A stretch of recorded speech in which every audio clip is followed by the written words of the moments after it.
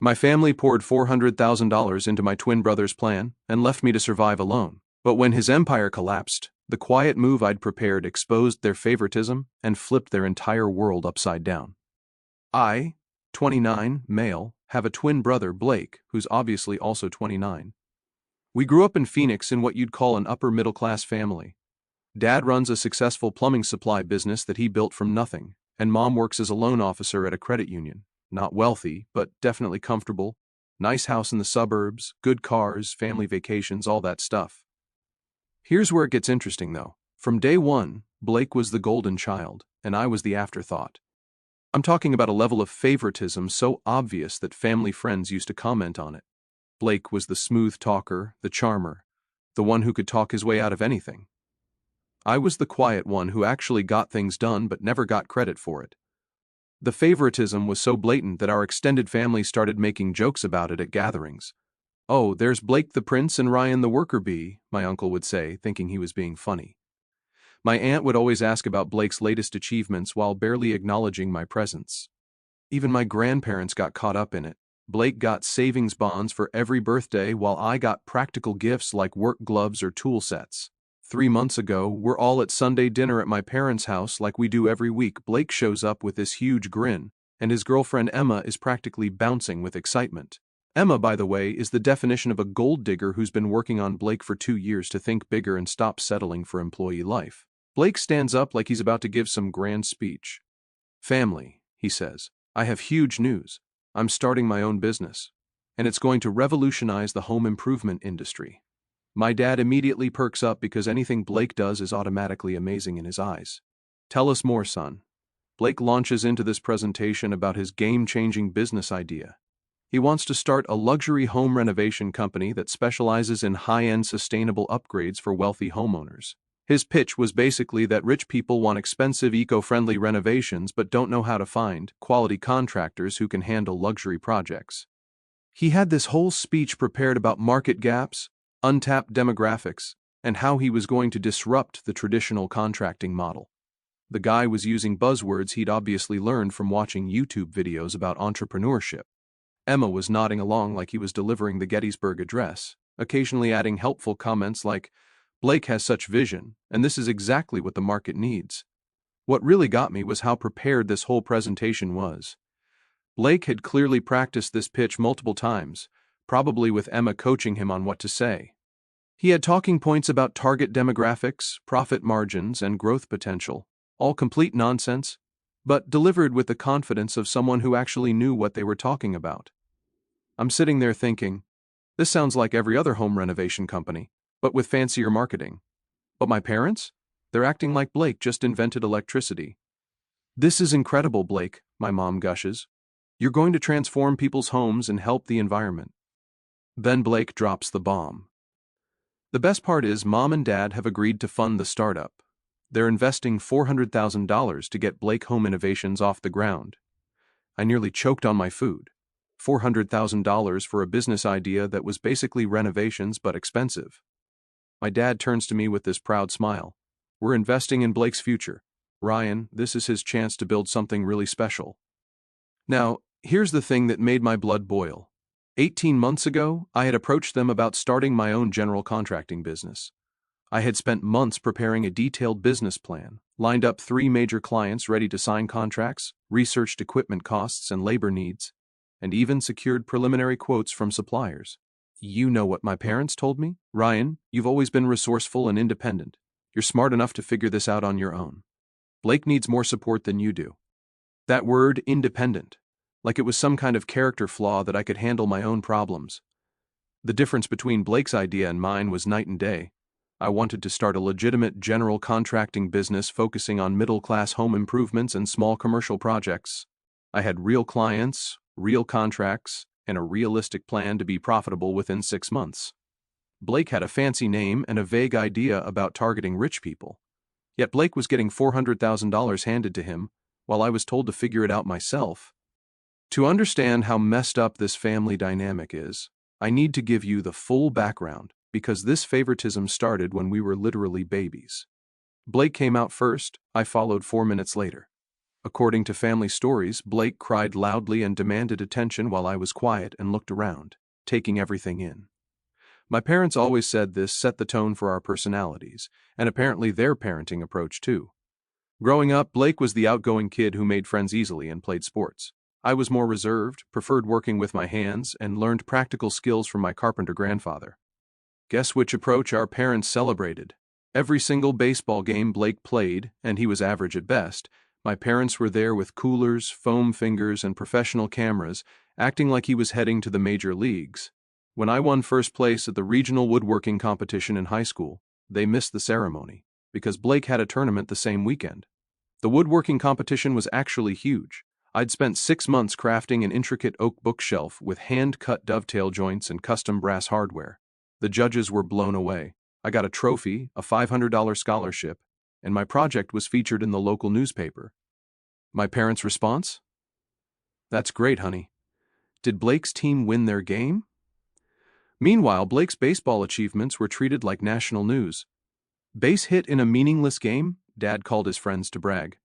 Made varsity as a sophomore because half the seniors graduated early? Mom threw a celebration dinner for the extended family. In high school, Blake wanted to take his girlfriend to prom in style, so Dad rented him a limousine and bought an expensive tuxedo. When I wanted to buy tools to start doing small carpentry jobs to earn money, I had to save up from my part-time job because it builds character to work for what you want. College was more of the same pattern.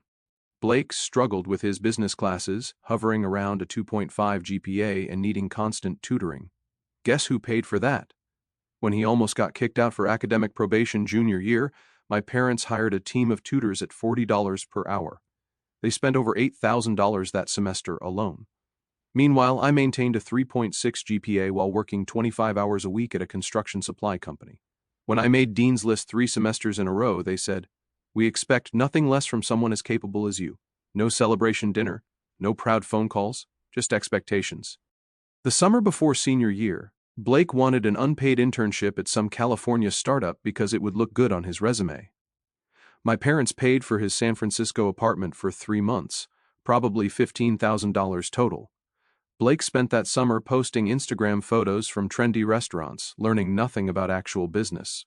That same summer, I worked full-time for a commercial contractor, gaining real experience in project management, cost estimation, and client relations.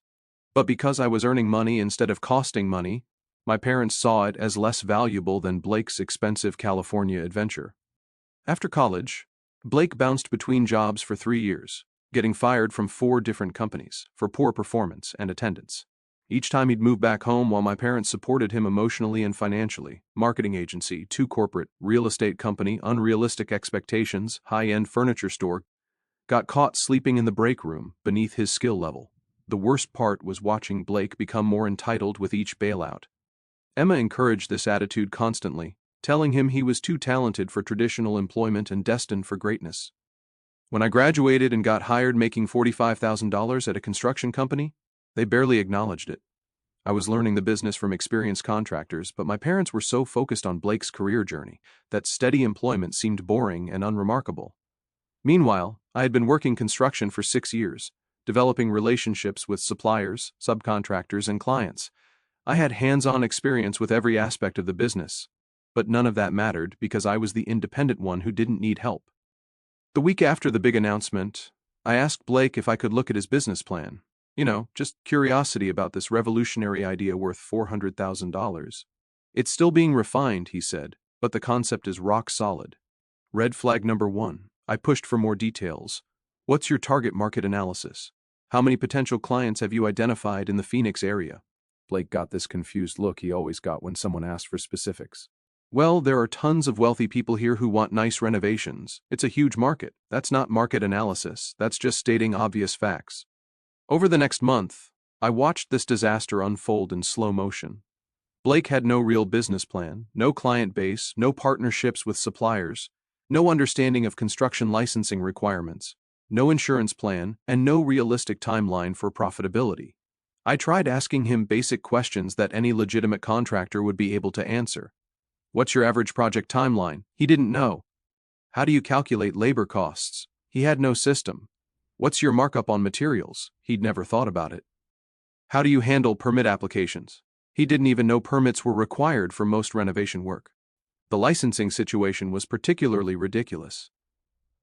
In Arizona, you need a contractor's license for any project over $1,000, which requires passing examinations on building codes, safety regulations, and business practices. Blake hadn't even looked into the licensing process. When I mentioned this to him, he waved it off, saying he'd figure that out later and that licensing was probably just bureaucratic red tape anyway. Even more concerning was his complete lack of understanding about insurance and liability. Construction work involves significant risks, and any legitimate contractor needs comprehensive liability insurance, workers' compensation coverage, and bonding. Blake had no idea these things existed, let alone how much they cost or how to obtain them. When I explained that insurance alone would probably cost $15,000 to $20,000 per year for his type of operation, he looked at me like I was speaking a foreign language. What he did have was a logo that Emma designed using some online tool and a 2-page business overview that looked like a high school project. The logo was this generic house icon with some swooshy green elements that were supposed to represent sustainability. The business overview was full of meaningless buzzwords about synergistic solutions and paradigm-shifting approaches, but contained zero actual information about operations, pricing, or target markets. But my parents were already writing checks. "We've opened a business account for Blake," my dad announced at the next family dinner. "The first $150,000 is already deposited to get things started." I was stunned. "Dad, have you seen actual financial projections, like real numbers showing how this business will make money?" My mom jumped in with, "Ryan, not everyone needs to analyze everything to death like you do. Sometimes you have to trust someone's entrepreneurial instincts." Entrepreneurial instincts, right? Meanwhile, I had been working overtime and saving every penny to fund my own business. I had $35,000 saved up and was still $20,000 short of what I needed to buy equipment and cover initial expenses. I could have launched my contracting business and been profitable within months, but I was doing it the independent way while Blake got handed everything. The situation got even more ridiculous when Emma started posting on social media about being an entrepreneur's girlfriend and how excited she was to be disrupting the home improvement industry. She created an Instagram account documenting their business journey with staged photos of Blake pretending to review blueprints at coffee shops. Emma's Instagram posts were absolutely cringeworthy. She'd post photos of Blake sitting at Starbucks with his laptop open, captioned with things like, "My CEO grinding away on revolutionary business strategies." The blueprints in these photos were actually just printouts of generic house plans Blake had downloaded from free websites. She also started a business blog where she wrote weekly posts about the entrepreneur lifestyle and gave advice about supporting your partner's business vision. Emma had zero experience in business or construction, but she was positioning herself as some kind of expert advisor. The most ridiculous part was when Emma started selling business mindset coaching sessions through her Instagram, charging $150 for 1-hour phone calls, where she'd supposedly help women unlock their partner's potential. The fact that people actually paid for this showed how good Emma was at selling fantasy. Meanwhile, Blake was eating up all this attention and validation. He genuinely believed that Emma's social media hype was evidence of his business success. He'd show our parents Emma's posts as proof that he was building something significant, and they'd nod approvingly at the professional marketing approach and brand-building strategies. It was embarrassing to watch, but my parents thought it showed great business mindset and brand building. 4 months after the initial funding, Blake's business was already falling apart, but you'd never know it from listening to him at family dinners. "How's the client acquisition going?" I'd ask, knowing the answer. "Really well," Blake would say confidently. "We're in final negotiations with several high-value prospects." Complete nonsense. I knew he hadn't landed a single client because he'd asked me to look at some project estimates he was putting together. The estimates were wildly unrealistic, either way too high or way too low, and showed he had no understanding of actual construction costs. Emma was pushing Blake to spend more money on business development and market positioning. They'd blown through $80,000 on completely unnecessary expenses like a fancy office space in an upscale area, new vehicles with custom wrapping, expensive marketing materials, and networking events that were basically just expensive dinners. My parents remained completely oblivious because Blake was feeding them updates about promising meetings and potential partnerships. Anytime I asked specific questions, Blake would deflect, or Emma would claim the details were confidential for competitive reasons. Meanwhile, my own plan was moving forward slowly but steadily. I had finally saved enough to buy a work truck and basic equipment. I was taking on small projects during weekends and evenings, building a client base and reputation. I had 3 customers lined up for major projects once I could go full-time, but every time I mentioned my progress to my parents, they'd brush it off with comments like, "That's nice, Ryan," before immediately asking Blake about his latest business developments. The cognitive dissonance was incredible. Things reached a breaking point during Christmas dinner. Blake and Emma showed up wearing expensive new clothes and talking about how exciting everything was and how they were about to land some major contracts. Blake was wearing a $400 designer sweater and new Italian leather shoes that probably cost $300. Emma had on a dress that I recognized from a high-end boutique where nothing costs less than $200. They were both carrying the latest iPhones and Apple Watches, and Emma was sporting a new designer handbag that I'd seen in a magazine for $800. All of this purchased with our parents' startup funding, of course. The conversation at dinner was nauseating. Blake kept dropping hints about big meetings and exciting developments without providing any specific details. Emma would chime in with comments about how proud she was of Blake's vision and leadership and how they were building something that would change everything. "Who are these potential clients?" I asked. Blake got that panicked look again. "Well, we're working with several property developers." "Which developers?" "I can't really say because of confidentiality agreements." This was obviously nonsense. Blake didn't have any confidentiality agreements because he didn't have any real clients. He was making vague references to developers because it sounded impressive, but he couldn't name anyone specific because the meetings didn't actually exist. Emma jumped in. "Ryan, why are you being so negative? Can't you just support your brother's success?" The word success coming from Emma was particularly galling. She was defining success as spending other people's money on fancy offices and designer clothes rather than actually completing projects or generating revenue. In Emma's world, looking successful was the same as being successful, and Blake was buying into this delusion completely. Success? What success? You've burned through $200,000 and haven't completed a single project. That's when my mom dropped another bomb. Actually, Blake needs additional funding to really scale the business. We've agreed to provide another $200,000 to expand operations. The casual way she announced this, like it was a small favor rather than a massive financial commitment, showed how completely disconnected my parents were from reality. They were talking about $200,000 like it was lunch money, even though this amount represented years of savings and a significant portion of their retirement security. I put down my fork. "You're giving him another $200,000? It's an investment in his future," my dad said defensively. "He's building something that could be worth millions." "Based on what evidence? Has he shown you any completed projects? Any satisfied customers? Any revenue at all?" Silence around the table. "Have you seen proof that he spent the first $200,000 on actual business expenses?" More silence. My dad's face was getting red. "Ryan, Blake doesn't need to justify every business decision to you. We believe in his vision." That's when I lost my temper. His vision? The guy who's never successfully completed anything in his life. The guy who got fired from 4 jobs. The guy who needed tutoring to pass basic business classes. That vision? Emma started fake crying about how I was being cruel and unsupportive. Blake was accusing me of being jealous and unable to handle his success. I stood up from the table. "You want to know what's really messed up about this situation? 18 months ago, I came to you with a detailed business plan, realistic financial projections, actual clients ready to sign contracts, and 6 years of industry experience.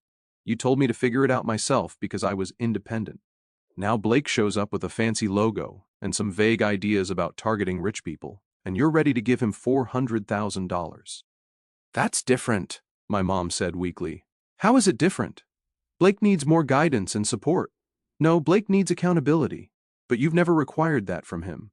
So now he thinks he can just coast through life while other people pay for his mistakes." I grabbed my coat and headed for the door. "Don't call me when this whole thing collapses, because it will." I didn't speak to my family for 3 months after that Christmas dinner, but I didn't need to talk to them to know how things were going with Blake's business.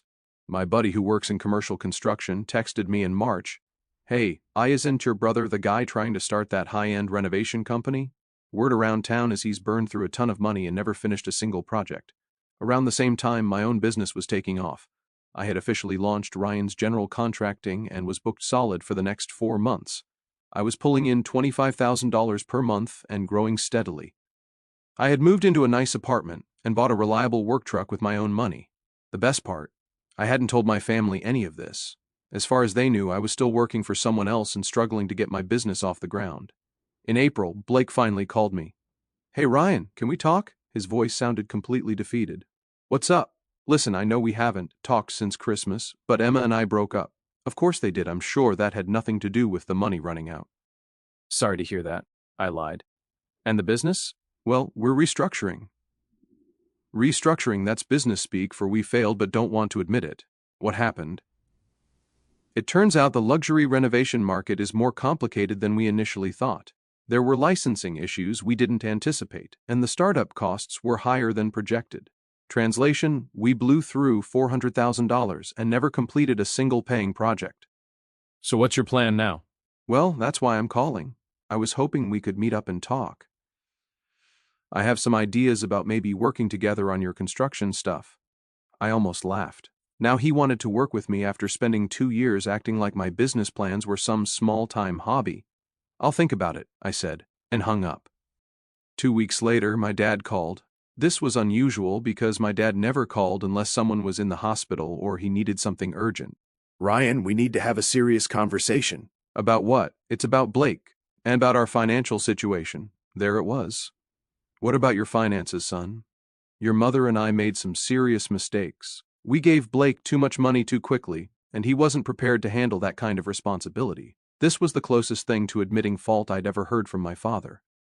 "How bad is it?" Long pause. "Ryan, how bad is it?" "All of it.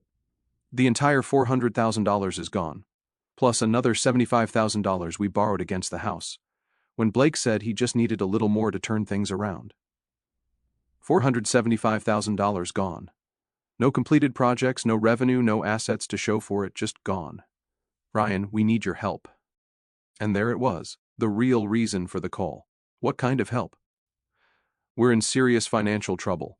Your mother's job doesn't pay enough to cover our mortgage payments, and I had to take a loan against my business inventory to fund Blake's startup.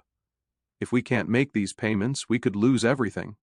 I let that sink in. My parents had borrowed against their house and Dad's business, the business that supported their entire lifestyle, to fund Blake's fantasy renovation company.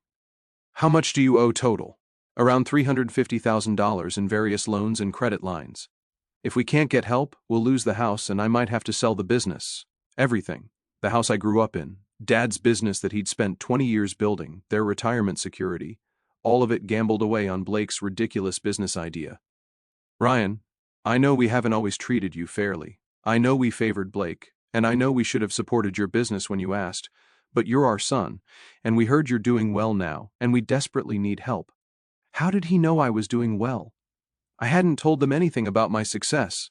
"I've been asking around about your contracting business," he continued. "People in the industry say you're making good money and getting great reviews, that you're booked solid for months." So now that Blake had failed spectacularly and I was successful, suddenly they were interested in what I was doing. "Dad, let me ask you something. If Blake's business had succeeded and he was making tons of money right now, would you be calling me for help?" Silence. "Or would you be calling Blake?" More silence. "Ryan, please. We're family. Family. Where was that family loyalty when I was working overtime to save money for my business while they handed Blake everything he wanted?" "I'll think about it," I said and hung up. But I had already made my decision. I didn't call them back for 3 weeks.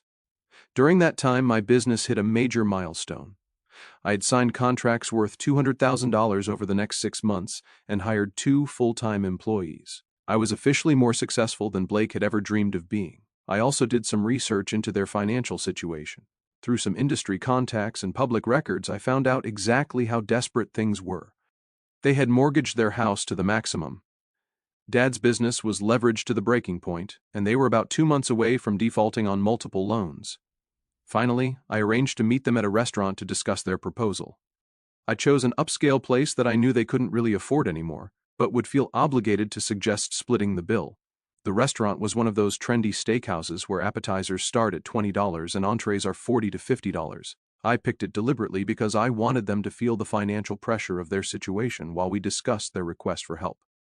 It was petty, but after years of being treated like the responsible one who didn't deserve support, I was ready to be a little petty.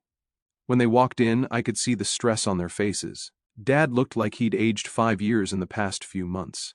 His hair had more gray than I remembered, and he had that defeated posture that comes from carrying too much financial pressure. Mom was wearing an old dress I remembered from years ago instead of the designer clothes she usually preferred. The designer handbags and expensive jewelry she used to flaunt were nowhere to be seen. Blake wasn't even with them. Apparently, he was too embarrassed to face me. According to my parents, he was exploring other opportunities and didn't want to complicate the family discussion. Translation, he was hiding in their basement, probably playing video games and letting our parents clean up his mess while he avoided responsibility.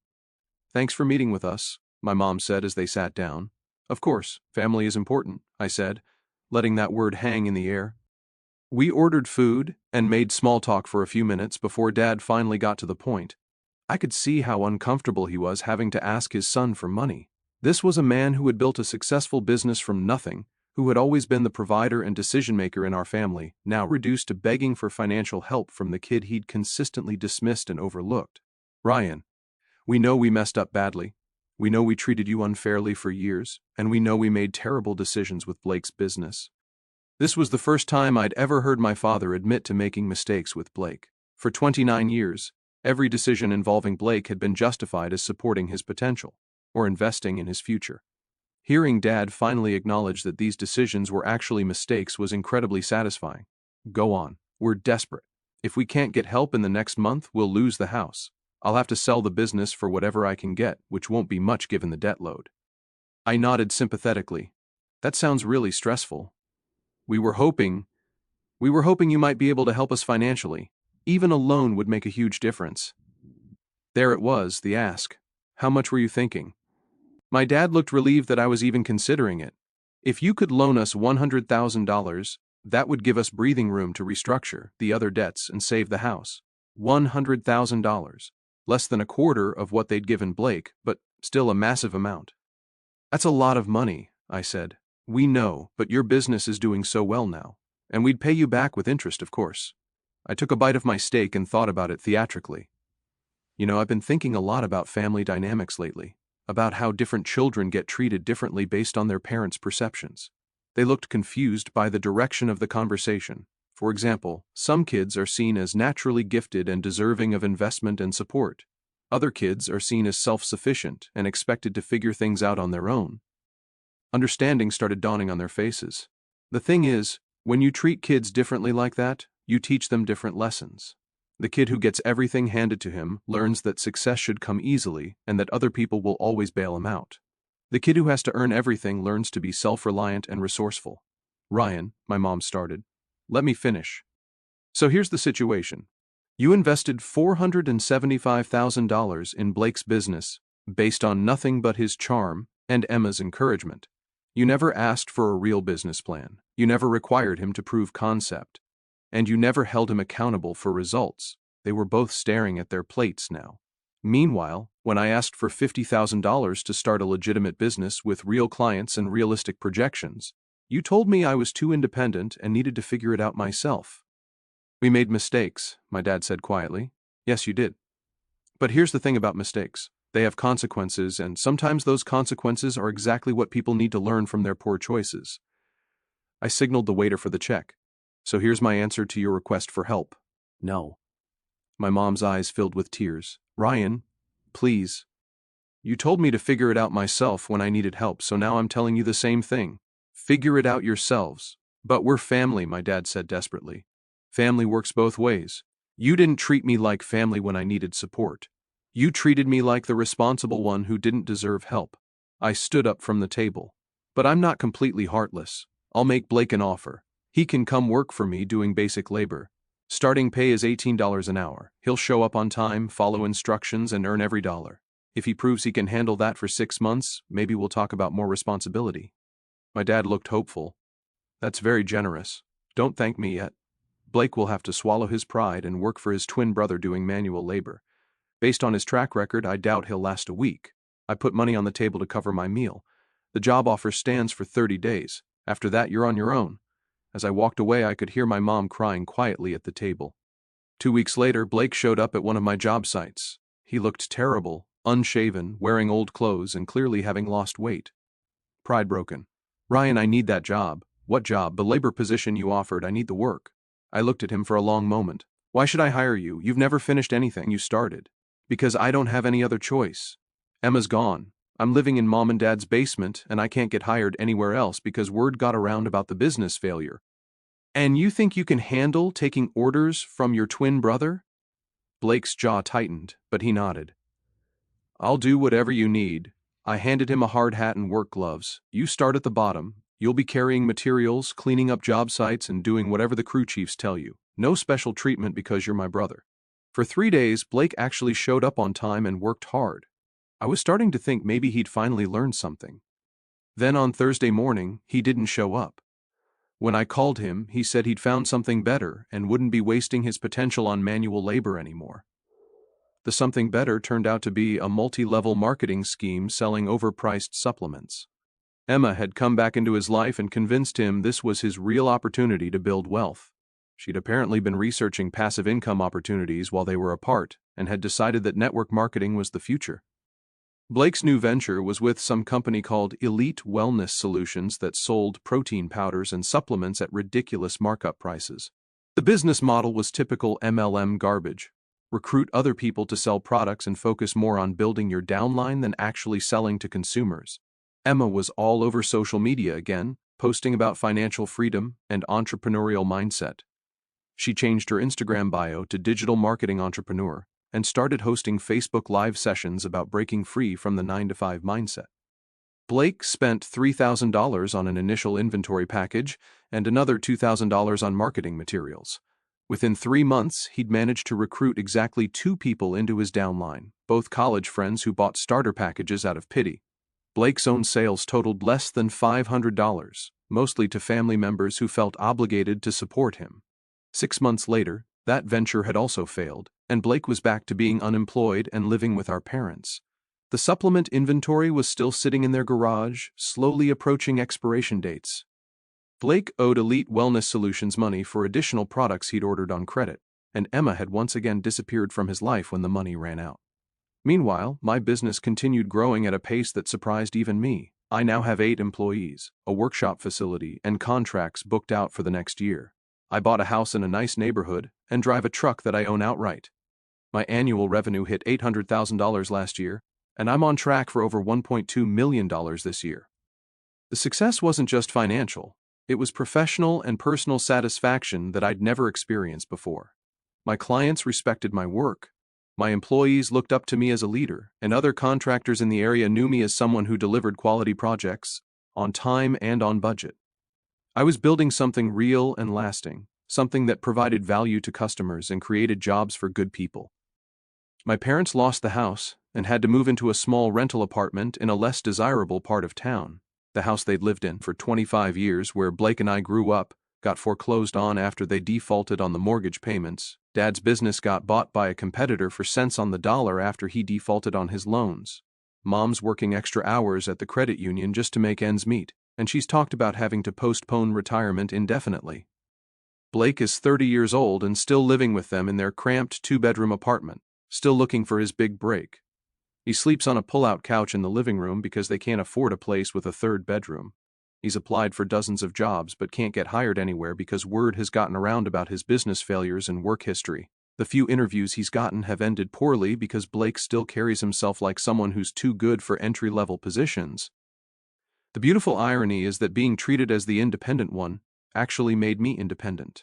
While Blake learned to expect handouts and bailouts, I learned to rely on myself and build something real. Last month, Blake called me one more time asking for help. He'd heard I was doing well and wondered if I might consider investing in his latest business idea.